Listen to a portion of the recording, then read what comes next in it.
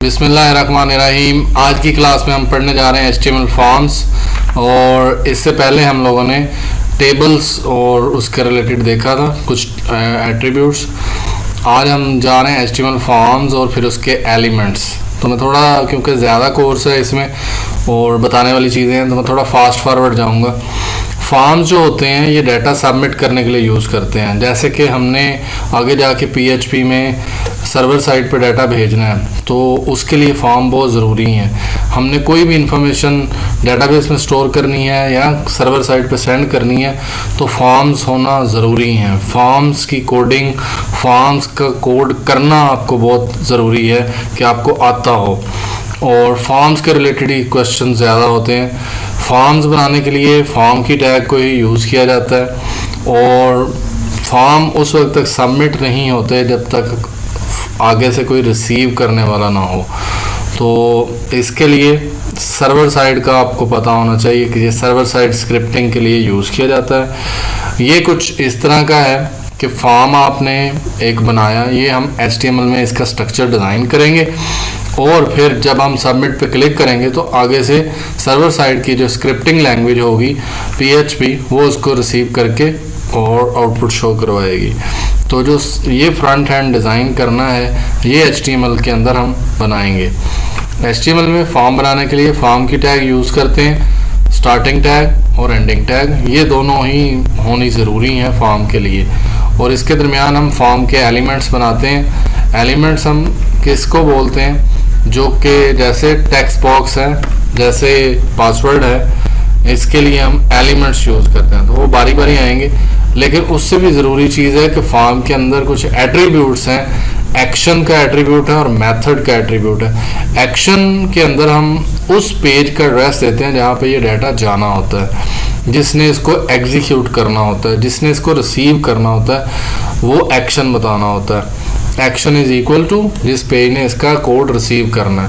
और second number method. Method में हम पोस्ट या गेट बता सकते हैं, दोनों में से। तो इसके लिए भी हमें ज़रूरी है कि हमें पता हो कि पोस्ट क्यों यूज़ करते हैं और गेट। तो इसको भी थोड़ा आगे जाके हम चलेंगे, बताएंगे आप लोगों को कि क्या यूज़ करते हैं। ये एलिमेंट्स हैं, ये वो सारी चीज़ें जो हमने बनानी होती हैं फॉर्म के ऊपर। तो ये मैंने जल्दी से सारी रख दी हैं। Text box, password, hidden field, check box, radio button. तो इनका आगे कोड आएगा, उनको आपने सीखना है। ये देखें, एक टेक्स्ट बॉक्स बनाने के लिए हमें सिंपल फॉर्म की टैग के अंदर जाके input type is equal to text लिखना है। तो इसका कोड आपके सामने आ जाएगा। कुछ और एट्रीब्यूट्स भी हैं इसके अंदर। Input type is equal to name, size, value, max length. तो ये एक पूरा कोड है आपके सामने एक इनपुट को बनाने का। तो पता नहीं, शायद मैं जल्दी आगे चला गया हूँ। Input type is equal to text, name is equal to name, ये कोई भी नेम रख सकते हैं, जैसे नेम ही है, फर्स्ट नेम है। साइज इज इक्वल टू 30, कोई भी वैल्यू रख सकते हैं। वैल्यू इज इक्वल टू वाली, अगर हमने शो करवानी हो कि उसके अंदर क्या शो हो तो लिख दें, अदरवाइज इसको रहने दें। मैक्स लेंथ 15, मतलब ज़्यादा से ज़्यादा कितना डाटा इसके अंदर आ सकता है, ज़्यादा से ज़्यादा करैक्टर कितने आ सकते हैं। ये कोड किया हुआ है, please enter your name input. तो ये कोड आपने, इस कोड को आपने लेके प्रैक्टिस करनी है और इसको समझना है। ये कोड ज़रूरी है। तो ये आपके सामने इसकी आउटपुट है, प्लीज़ एंटर योर नेम, और ये बना हुआ है। तो ये input type is equal to text, size equal 30, value is equal to, तो वो चीज़ इसके अंदर आ जाएगी। यहाँ पे आप वैल्यू की जगह प्लेस होल्डर लिख सकते हैं, प्लेस होल्डर, तो वो चीज़ ज़्यादा सही रहेगी। तो ये आपके सामने है जी। नेक्स्ट हम एलिमेंट पढ़ने जा रहे हैं, input type is equal to password. तो इसके अंदर भी सेम चीज़ें ही हैं, बस सिर्फ ये होता है कि जो इसकी आउटपुट होती है वो जो है वो डॉटेड होती है, बस, और कुछ नहीं है। और कोई इतना ख़ास नहीं है। Input type is equal to password, उसमें लिखा था input type is equal to text, इसमें लिख दिया पासवर्ड। तो ये आपके सामने आउटपुट जनरेट होती जा रही है, ये फॉर्म बनता जा रहा है। Input type is equal to hidden. Hidden जो है वो कोई चीज़ हमने हिडनली भेजनी हो सर्वर साइड पे कोई इन्फॉर्मेशन, तो उसके लिए यूज़ करते हैं। ये पेज के ऊपर शो नहीं होती, लेकिन फॉर्म के अंदर होगी, और फिर उसको सेंड करवा दिया जाएगा, और ये नज़र नहीं आएगी। जस्ट लाइक कि वो हिडन है सही यहाँ पे, लेकिन नज़र नहीं आ रही। तो मैं थोड़ा तेज़ जा रहा हूँ। चेकबॉक्स चेक्ड नेम वैल्यू इसके अंदर होती है। Type is equal to checkbox लिखना होता है और value is equal to checked लिख देंगे तो वो पहले से ही उसके ऊपर टिक लग जाएगी।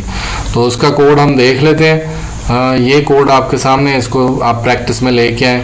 अगर आपको पहले से बनाना आता है तो अच्छी बात है, लेकिन फॉर्म का पता होना ज़रूरी है। C++ और आगे चेक बॉक्स पे चेक लगा हुआ है, VB और जावा के ऊपर नहीं लगा हुआ।